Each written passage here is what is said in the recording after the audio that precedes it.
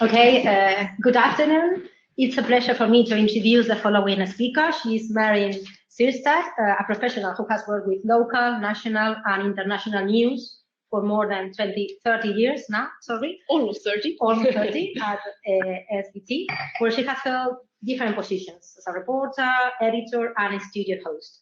From 2010 to 2013, she worked as a correspondent in Brussels, covering European news for SVT. And after that, she returned to Sweden and worked, among other things, as the editor of the successful series Fosterland. Since 2016, she is the editor-in-chief of the local newsroom of STV Halland, right, in Western Sweden, where she leads a team of 12 people and oversees the local production of news in the region. In her words, her goal is to make SVT Halland the obvious choice for local audiences by producing relevant and local journalism that highlights both the small and the large perspective of the region, right? Thank you, Malin, for being here today. The floor is yours. Okay, thank you, Victoria, for that nice introduction.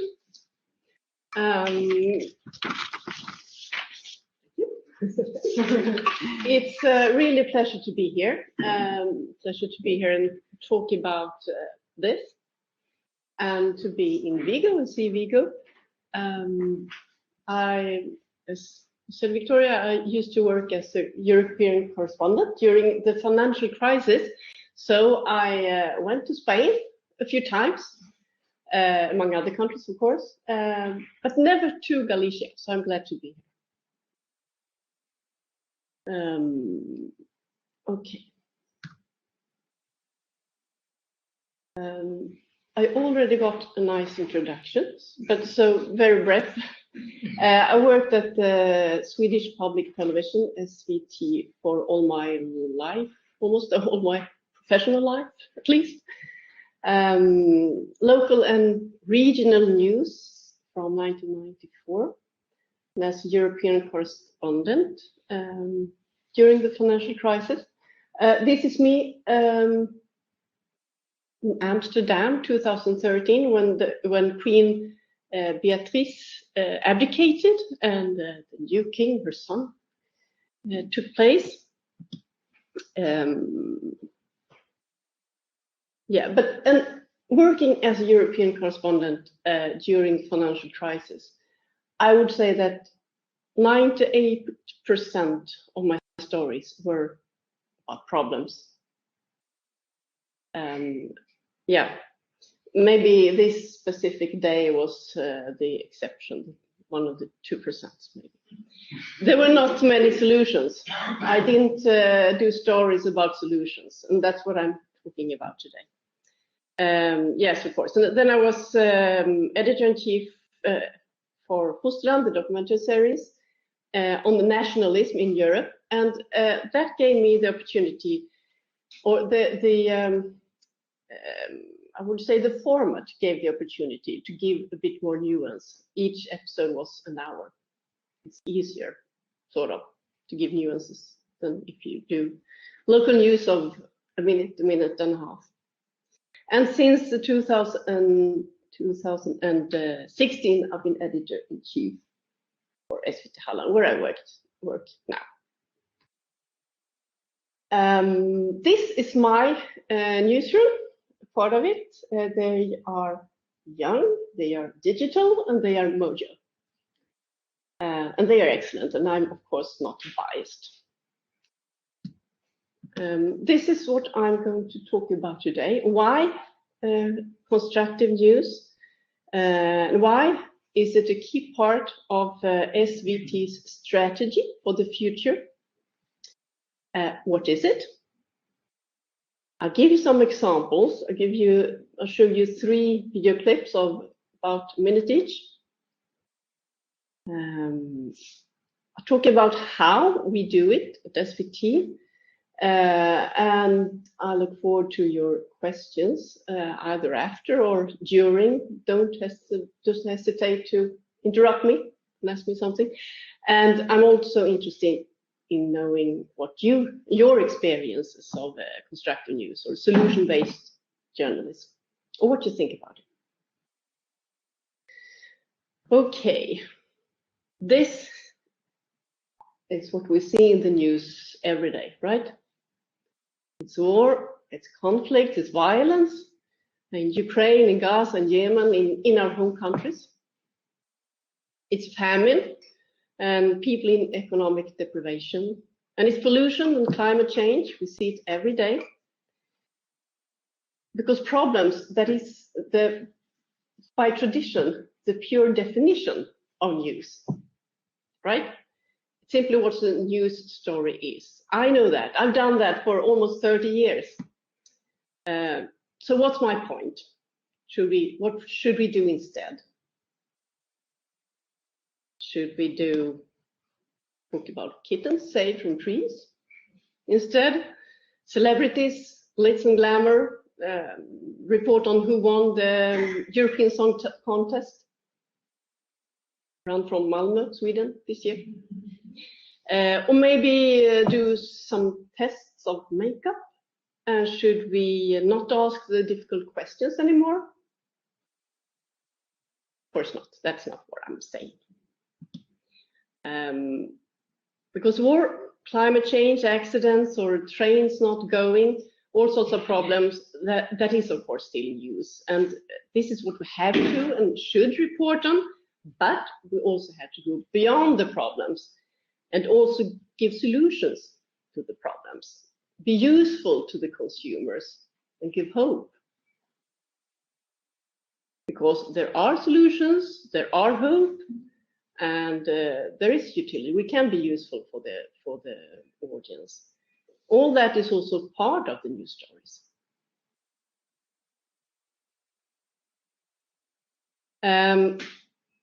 Before I go into the why, I'll give you a brief example of what a constructive story could be.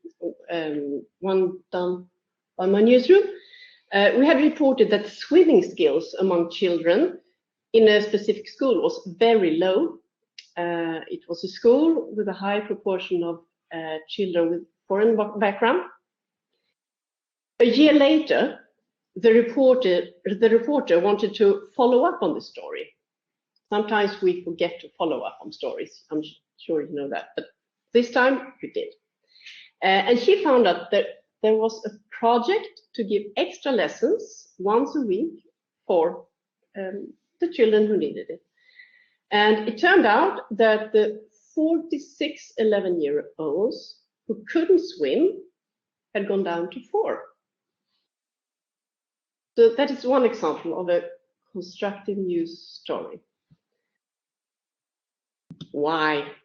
Why is constructive news something that we should care about doing? And why has SVT made constructive journalism one of the key elements in our company strategy, actually? Because people are avoiding news, more and more so. 36%, almost 4 out of 10, say that they often or sometimes avoid news. And it's up from 22% only 4 years ago. The numbers are from Reuters Institute for Study of Journalism and their annual digital news report. It's based on a survey of over 93,000 online news consumers in 46 markets around the world. And in the survey, you can also see that news avoiders are more likely to say that they are interested in positive or solution-based journalism and less interested in the big stories of the day. So that is one why. One person said in the study, turning my back on news is the only way I feel I can cope sometimes. The only way. This is another why, how our human brain works.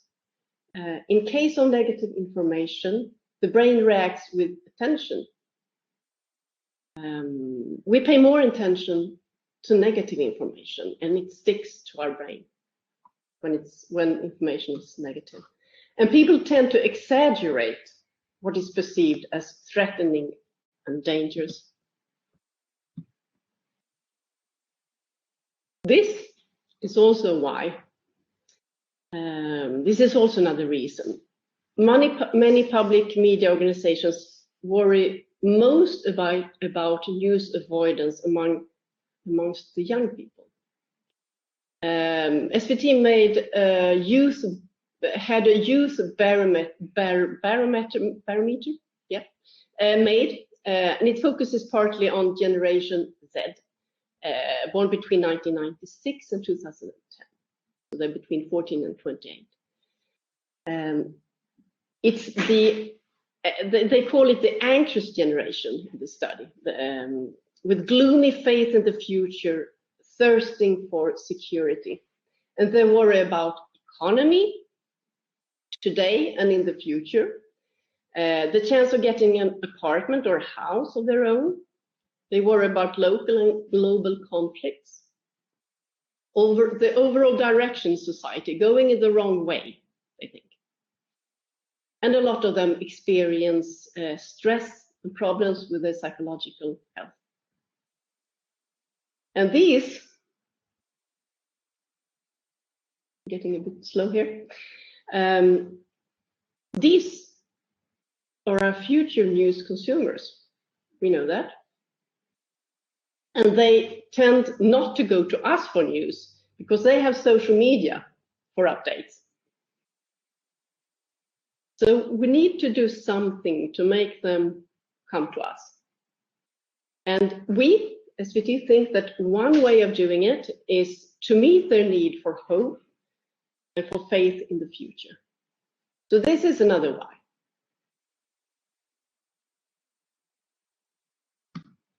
So that's a why. But what is constructive news? Maybe you've heard of it as solution-based journalism. It's another word for it. It's the same thing. This is SVT's definition of constructive news. Our constructive journalism describes the solution to a problem that affects many. The solution must be verifiable. So let's break it down then. First of all, it has to be clear and identifiable problem described, like lack of swimming skills. And a solution, we show someone who has come up with an idea of a solution, and we show it, how it's done, the project with swimming lessons. And to be relevant, it should affect many people in their everyday life. We have to be able to check if the solution works. Go to the swimming arena, meet the teacher, meet the children, see the facts, the figures. It can't just be a politician promising something. It has to be started and tested, actually. How do we do it? I'll start by showing an example. We hear many doomsday narratives on climate change. I'll translate the headline for you, but you don't know Swedish. The farm in Slöinge imitates the natural ecosystem with the help of cow feces.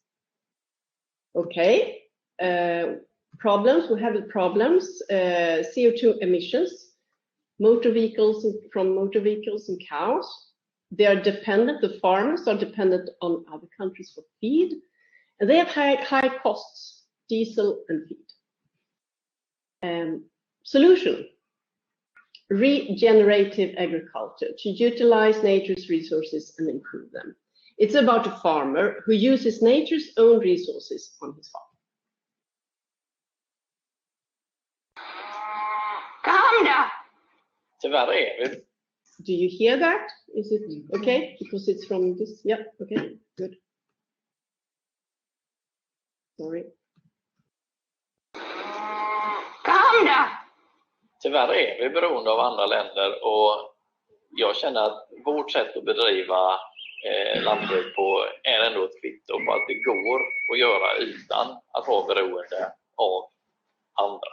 Det här försöker vi ju istället bygga upp ett ekosystem där vi tar vara på naturens resurser och gör dem ännu bättre. Och det fungerar så här. Kossorna släpps ut i en folla på betesmark och efter 1 till 5 dagar så flyttas djuren in till en ny folla och ny betesmark. Kvar då ligger kobajset och koldioxiden från det binds naturligt in i marken istället för att pysa ut i atmosfären. Och efter ungefär 100 dagar när det börjat växa där på nytt så kommer korna tillbaka för att beta där igen. Så istället för att skörda fodret så betar vi det. Och då spar vi väldigt stora mängder diesel. Och det i sin tur sänker våra kostnader samtidigt som vi har hög biologisk mångfald, har välmående djur som går ute. Det är ett väldigt trevligt sätt att jobba. So we have a clear defined problem. We show the solution and we can also give the effects and show the effects. Less CO2 emissions, high biodiversity, less dependent on others, less costs, and the cows feel well. I'll give you a few more examples later, but first about how SVT's 21 local stations work with this. We're 400 people. First of all, we have a definition. You remember, a solution to problem that affects many and is verifiable. It's a hard word to say. We set goals and we measure them. 1 out of 10 stories should be constructive. That's our goal. And we try to have a constructive part in every in-depth news story. We try to have that. Everyone has to be on the same spot. Reporters, editors, leaders have learned why and how. And we want it in our DNA.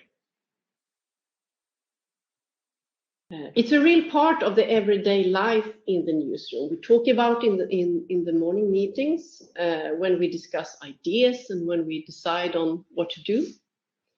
And it's a part of the leadership and in the everyday coaching of reporters. The editors, they ask the reporters, okay, what can we do?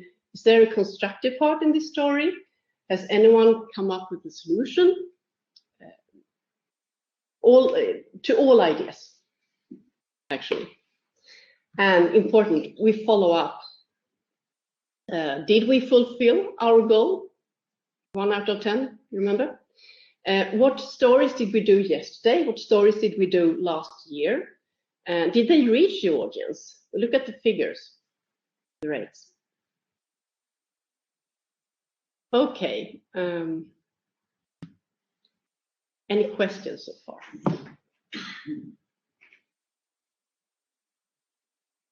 Or I'll just show you another problem that affects many.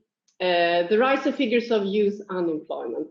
You see the guy here, Elliot. The headline says, see the microfactory in Halmstad where Elliot, 16, creates ice cream with help from Ung Drive. That's a project. Last summer, Elliot took part in a project arranged by the municipality and an NGO. And as a summer job, he learned how to start a company, and he started it. So the problems, rising youth and unemployment, low business growth, complicated bureaucracy, and solutions start up as a summer job. Got help with education, coaching, and initial capital also. Det har betytt väldigt mycket, skulle jag säga, med starten och hur jag skulle komma igång och tillstånden specifikt med miljö och hälsa. Så jag kan börja sälja och till matbutiker och få hjälp till hur man kan komma in på kaféer och liksom vidare utveckla hela processen i princip för att komma igång med företagen. liksom få så bra start som möjligt i princip för att kunna komma in i företagsvärlden, tycker jag. Och att Region Halland nu satsar på att ge ännu fler unga företagare chansen tycker Elliot är viktigt för framtiden. Företagande tidigt i livet är ju som en väldigt bra investering för både innovation i hela framtiden. Det är ju det framtiden bygger på.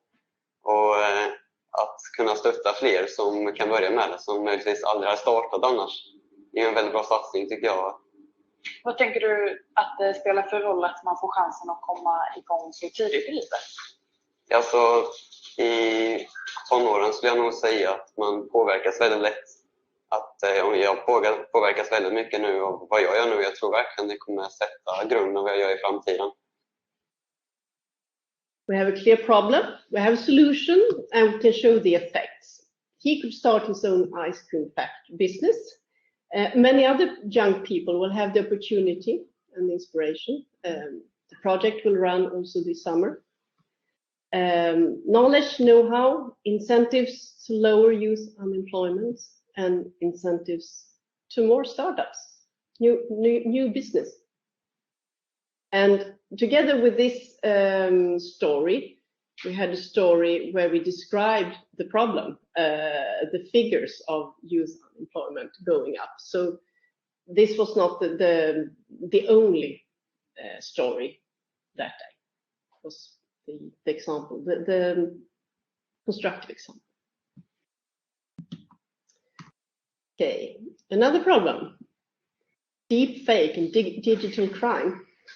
Annie here, Annie was blackmailed with fake nude pictures, went on the counterattack, says the headline. She was sent fake nude pictures of herself and was blackmailed with $50,000. And instead of being a victim, she took control of the situation. She posted the pictures herself on social media and got public with extortion. Problems, young people vulnerable in digital media, deepfake, extortion online.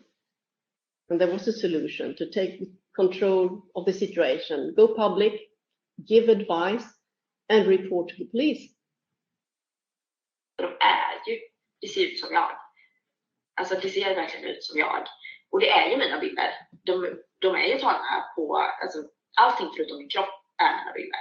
Bilderna Annie Mossberg fick skickade till sig är så kallade deepfake-bilder. Någon har alltså ersatt kroppen på Annies redan utlagda bilder med en naken kropp.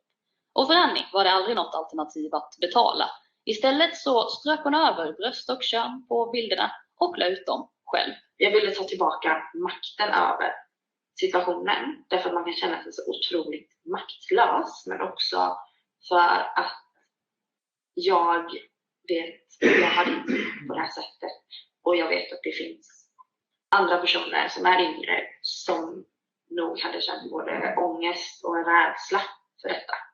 Efter att du hade lagt ut de här bilderna, vad fick du för reaktion? Många som tyckte att det var modigt och viktigt att jag la ut dem.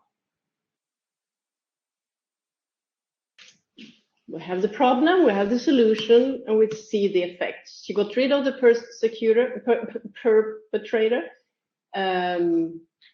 was never heard of again. She got from victim to winner, and she won self-esteem in that. She gives valuable information for other possible victims, and she can also be a role model for teenagers. And they are quite likely to be exposed to similar things and might not have the courage and knowledge to do anything about it. This story was published last Sunday, also on our SVT's national news site, news app. It was the second most seen and read story in Sweden that day. So we can also see that our constructive news stories, they're appreciated. A lot of people see them, read them. And it was posted on the SVT's national Instagram account, and she got thousands of likes and comments encouraging her, thanking her.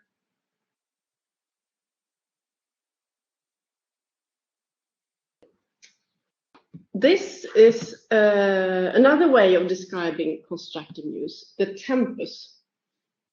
Breaking news, that's now.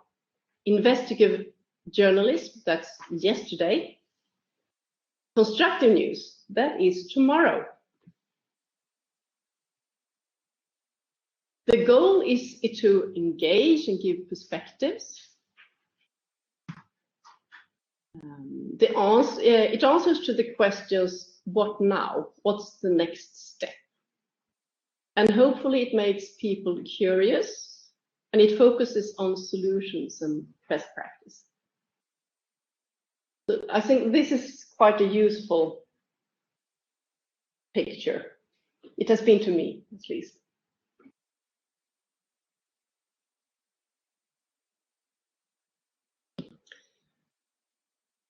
Some people think and ask sometimes, so are we not, should we stop being critical? Should we stop asking the difficult questions? Should we not ask for accountability? Is that what constructive journalism is? Positive news? No, of course not. We still go to the politicians, to the people in power, and ask the difficult questions, and ask for solutions, and ask for accountability. And even we ask the questions to the ordinary people. Do you have a solution? What's your solution to this? Okay, you have a difficult situation here. What's your solution?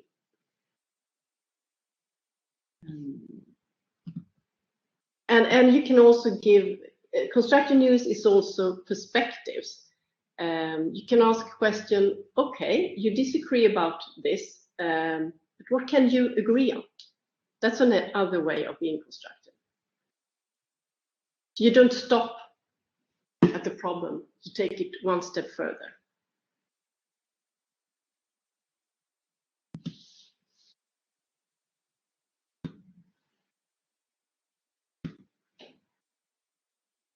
Okay. Do you have any questions?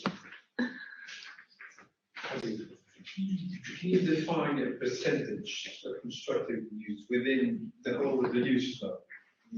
As I said, our goal is 1/10 of each story should be constructive, and yeah, I think we fulfill that pretty good. Yeah, and we try to, if we have a in-depth story with maybe 2 or 3 different stories in one subject, then we try to make one of them constructive. You don't really have to sacrifice breaking news. No, not at all. No, we do that too. That, I mean, this constructive news, it's 1 out of 10. 9 out of 10 is a regular story.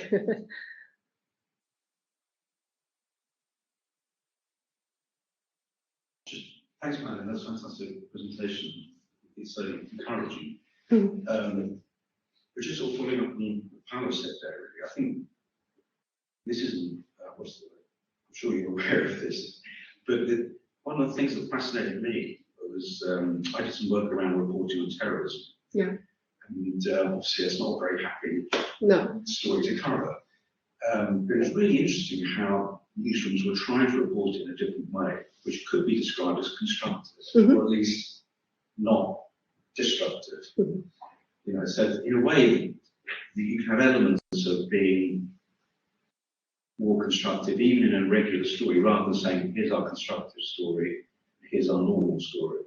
You know, so with terrorism, it was things like trying to focus on survival, people who did amazing, heroic things, or focusing on how wonderful the victims' lives have been, as well as saying, oh my God, this is horrible and painful. So that's the only thing I would say, is just be good if people didn't just have a kind of something, a sort of safe space where you do lovely constructive stuff. It's also within your normal coverage. Yes. Yeah, yeah.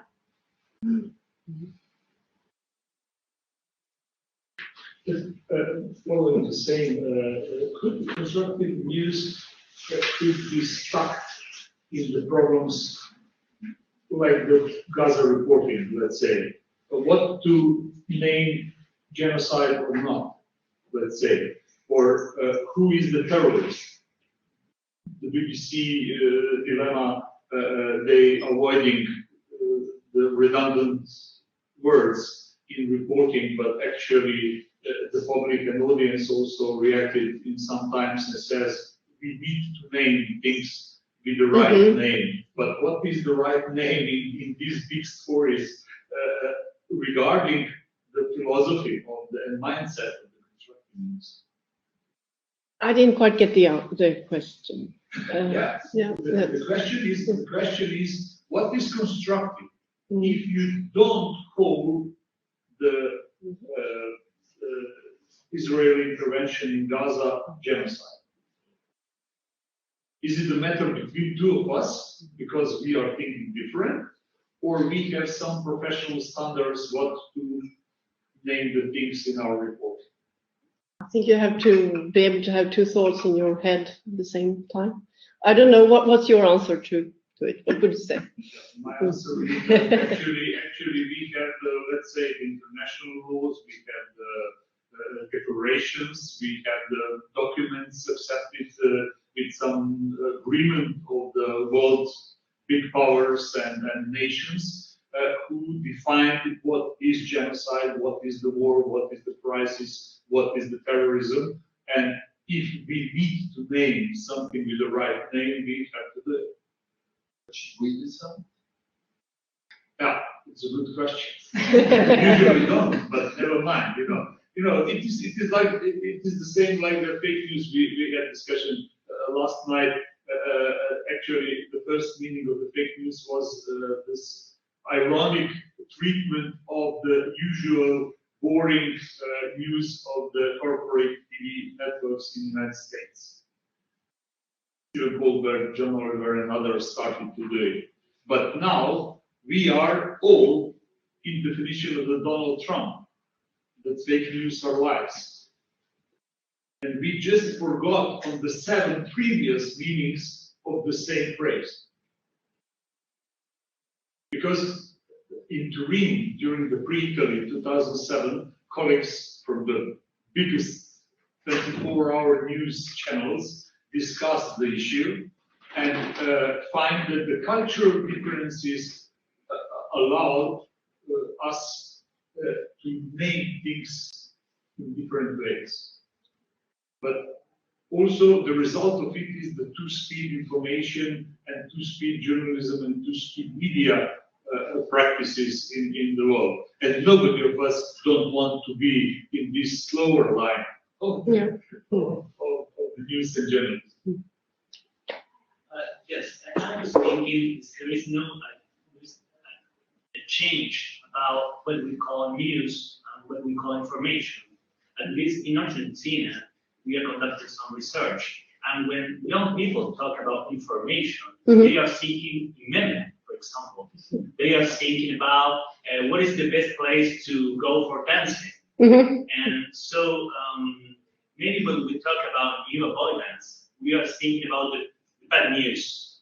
But there is a lot of news that they are trying to get. And these are maybe happy news or about cultural events. So maybe there's a change about what we call news, what we call information.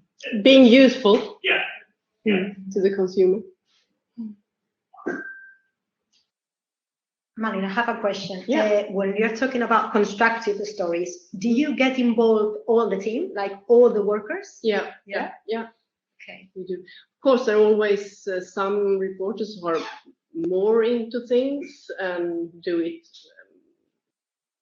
by their own initiative, and there are reporters we have to ask the question more times, but everyone does it, really. And do you normally approach the topic from the personal story point of view?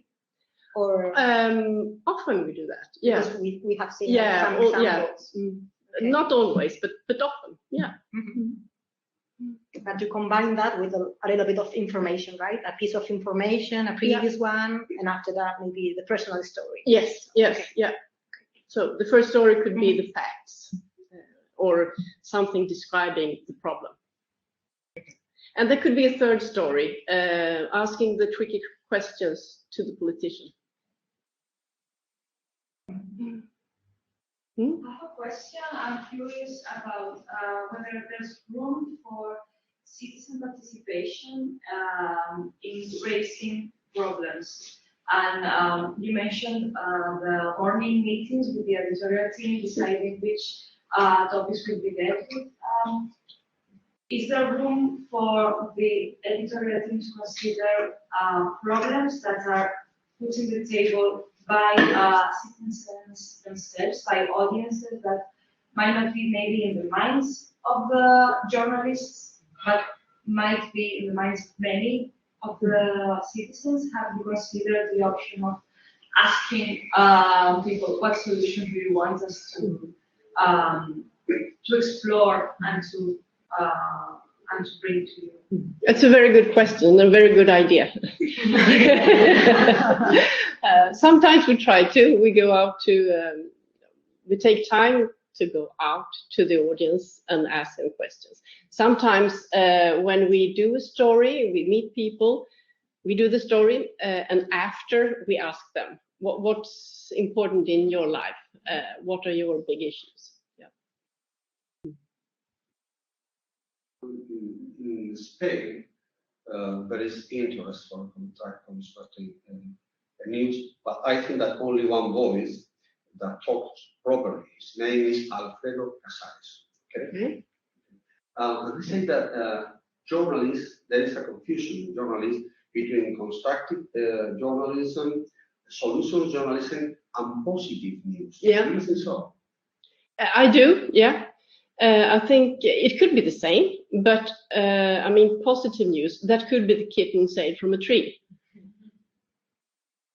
Yeah, that's the difference, I think.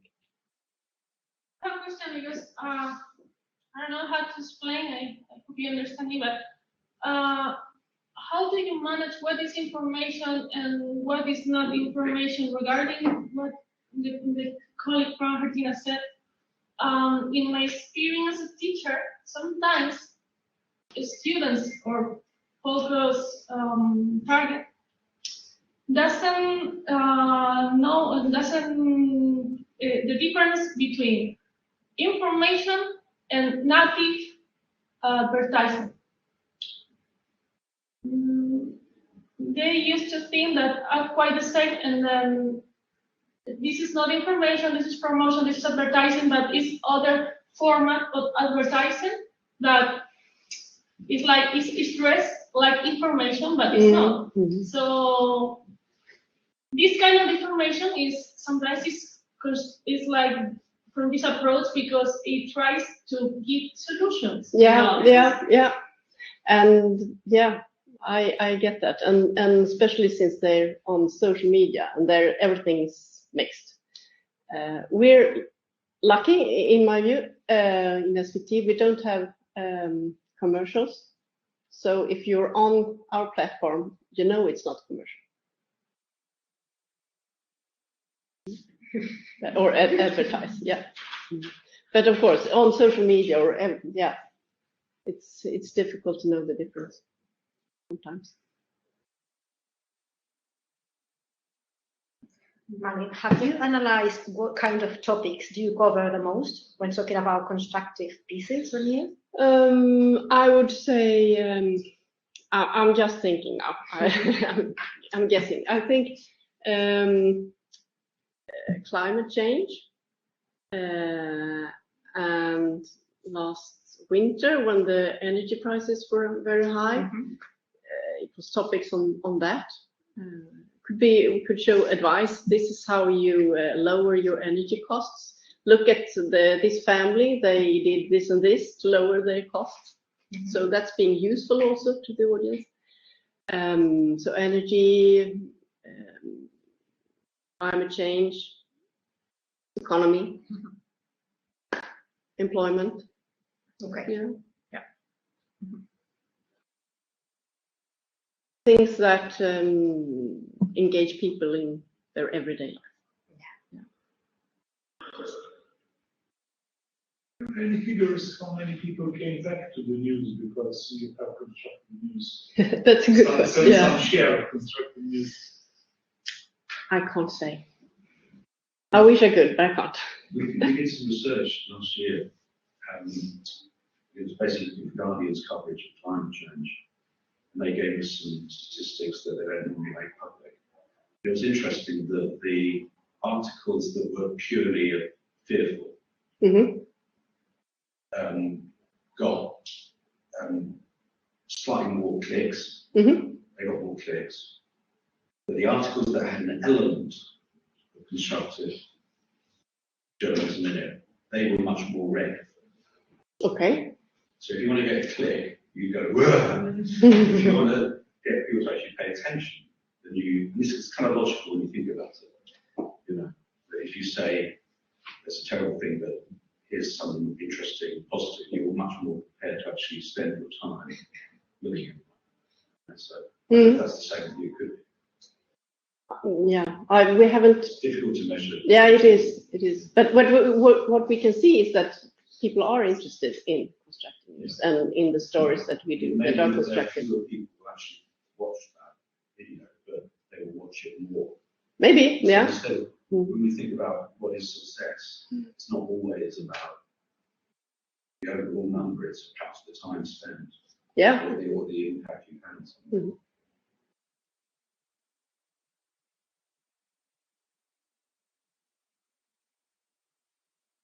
Okay, thank you. No? Okay, so I think it's time for the lunch break, right? Yeah. It's gonna start at 2, but it's almost, we're almost there. Okay, so first floor. Let's get to the first floor, I think. Lucia? Yes? Okay. So thank you very much. We will come back at 3:30, right? Okay.